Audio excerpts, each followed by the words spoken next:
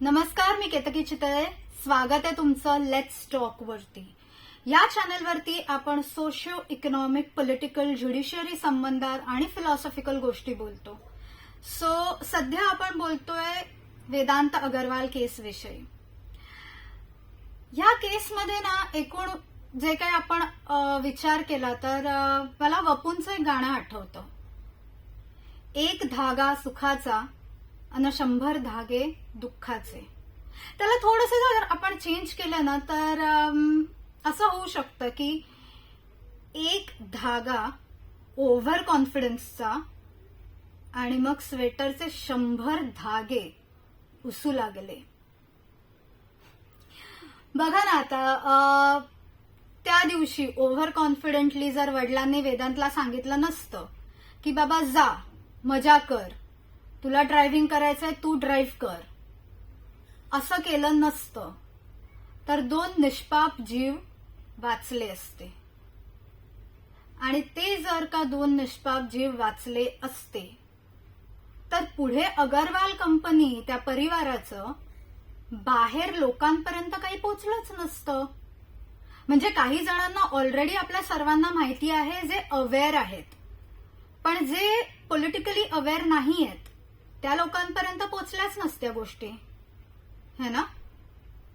For example आता म्हणायचंच ठरलं तर मला माहितीये ह्या माझ्या विधानावरून कदाचित मला तुम्ही ट्रोल कराल की असं कसंही बोलू शकते, 2 निष्पाप जीव गेलेत आणि ही असं कसं म्हणू शकते की ते जीव व्यर्थ गेलेले नाहीयेत.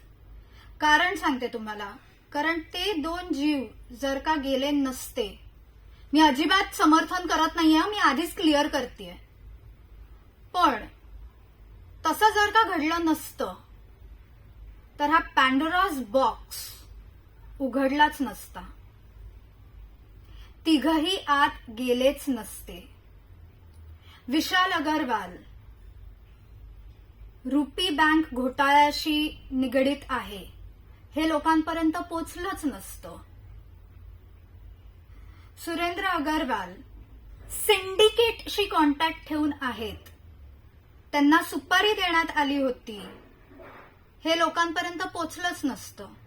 अजूनही त्यांच्यावरती मोका लागलेला नाहीये. मोका लागला पाहिजे त्यांच्यावरती, पण तो अजूनही लागलेला नाहीये. सरकार लावेल का मोका बघूया आपण. सिल्व्हर ओक प्रकरण बाहेर पडलं नसतं आणि अर्थात ते बिल्डर आहेत, त्यांना बिल्डिंगी बांधण्यासाठी कोण टेंडर देतं हेही लोकांपर्यंत पोचलं नसतं. हेही लोकांना कळलं नसतं की गोल फिरून फिरून फिरून फिरून शेवटी एकाच पवार परिवाराचं जे काय नातं निघतं आहे, त्या परिवारातील व्यक्ती कुठे कुठे व कशा कशा निगडीत आहेत, त्यांचे कसे कसे या अगरवालांबरोबर संबंध आहेत, हे बाहेर कदाचित पडलंच नसतं. साधीशी गोष्ट आहे, त्याच परिवारातील एका व्यक्तीचा फायनान्सर, म्हणजे फायनान्सर नाही, जो त्यांचा फायनान्स बघतो, ती व्यक्ती अगरवालांबरोबर काय करते. आपल्याकडे एव्हिडन्स आहे, प्रूफ आहे, गुगलवरती गेलात तर तुम्हाला फोटोही दिसतील. बरं, टेंडर्सही शेवटी ठीक आहे, चिन्ह कुठलंही लावा, तुम्ही पक्ष जरी असलात, राजकीय पक्ष आहात, तुम्ही चिन्ह कुठलंही लावा, पण अल्टिमेटली रक्त तेच राहतं ना. ह्याविषयी मी आधीही बोललेले आहे.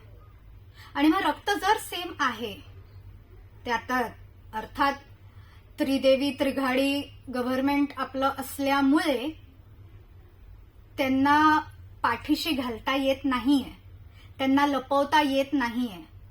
परत विधानसभेत निवडून यायचं आहे म्हणून अगरवालांना आत टाकण्यात आलं आहे असं मला वाटतं. पण तुम्हाला काय वाटतं, जर का तो ऍक्सिडेंट झाला नसता तर हे सर्व बाहेर पडलं असतं का. ते 2 निष्पाप जीव गेले नसते.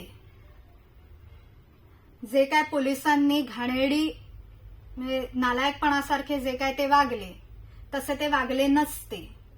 जर त्या जजनी तशी जजमेंट दिली नसती तर हे सगळं बाहेर पडलं असतं का? हा पॅन्डोरास बॉक्स उघडला असता का?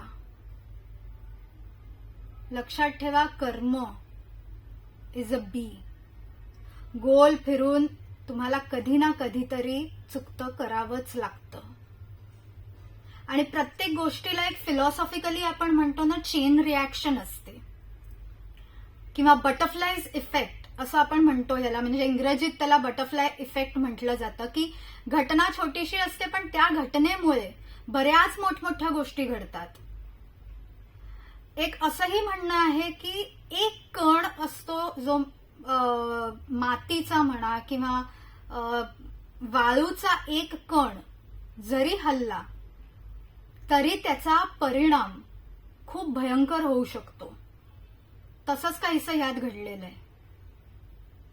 मी म्हणत नाहीये मला ट्रोल, मी जसं मगाशीच म्हणाले की कदाचित ह्या वक्तव्यामुळे मला तुम्ही ट्रोल कराल की 2 निष्पाप जीव गेलेले आहेत, तर तू असं कसं म्हणू शकतेस की ते जीव गेले त्याच्यामुळे काहीतरी भलतं चांगलं घडत चाललेलं आहे, ज्यांना कधीच पनिशमेंट मिळायला हवी होती, कधीच त्यांना तुरुंगात जाणं गरजेचं होतं, ते आता ह्या गोष्टीमुळे आत गेलेत, असं कसं तू बोलू शकतेस वगैरे. मला सर्व मान्य आहे की ह्या सर्व गोष्टींसाठी ते 2 जीव जाणं गरजेचं नव्हतं, पण ते निरर्थक झालेले नाहीयेत, ते वाया गेलेले नाहीयेत, कारण त्यांच्यामुळे, त्या दोघांमुळे आज बऱ्याच गोष्टी बाहेर पडतायत.